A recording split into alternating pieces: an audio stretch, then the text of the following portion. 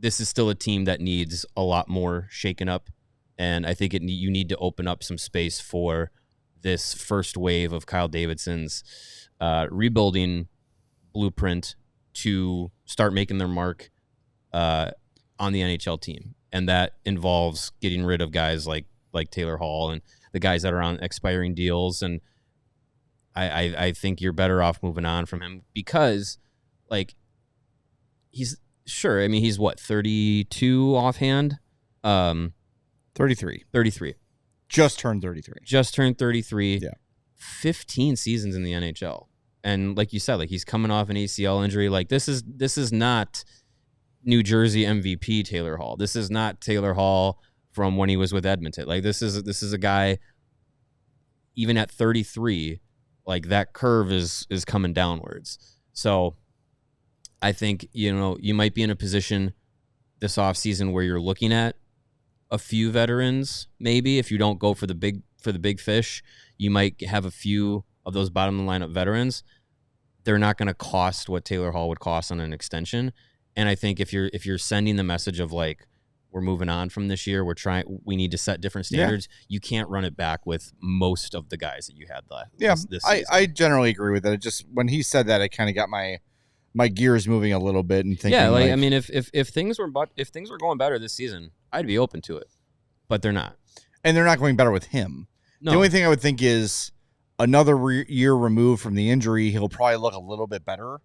We're probably not going to get that answer in Chicago though. Wherever he ends up, if he gets traded at the deadline and then re-signs with that team, or if he hits unrestricted free agency and improves, that would not be a big shock to me.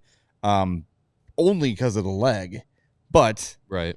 Also opportunity and talent around him and those sort of things. And I do think, as we've been talking about too for the last few weeks, is I do think there's also an added benefit to being locked up and having some security. And I think guys play differently when they are under contract longer. I don't know if it's conscious or subconscious, but I just feel like guys have a different level of approach and a different level of commitment when they feel committed to. Because as Taylor said, it's a business. I get it. I'm not mad about it. I understand that's what it is, and the team has to do what's best for them. I don't know. Yeah, I think that there's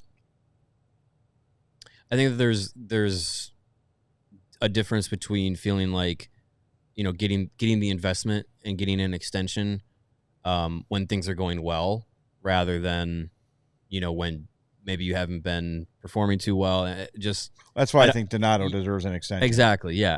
That's the kind of guy. The extension for Donato, I feel like is one that I think would make more sense because he's a little bit younger. He's the optics of his game to Taylor Hall's game, I think, are a little bit different.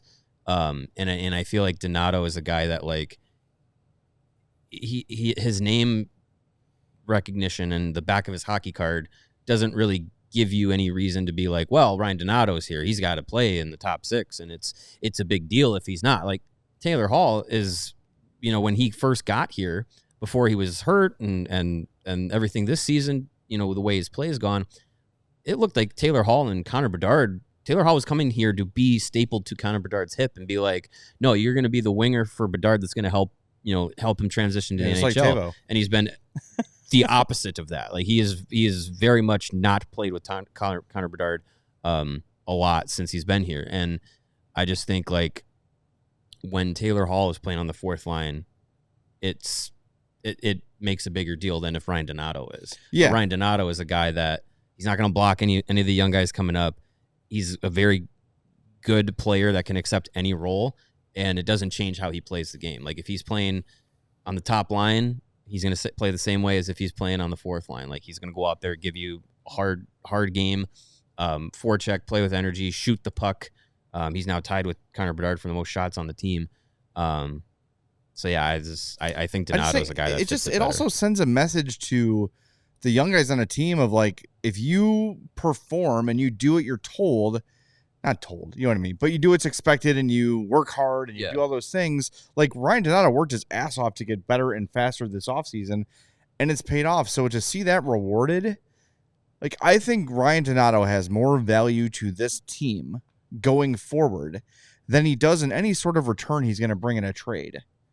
Yeah, because you probably only get like a third. Like if we're talking a 3rd round pick for Taylor Hall with that pedigree and that history, yeah, it's is probably a team going to give you a third or like a third for Ryan Donato? I doubt it. And at this point, give me Ryan Donato for 2-3 years. Yeah, I don't see a massive decline from him. And if you've got these young players elevating, he's perfectly comfortable, perfectly happy playing on the 4th line. He's done it his whole career. I think he understands the assignment. Right. But he's your power play 1 center right now. And he deserves it. We all silly like the mayor.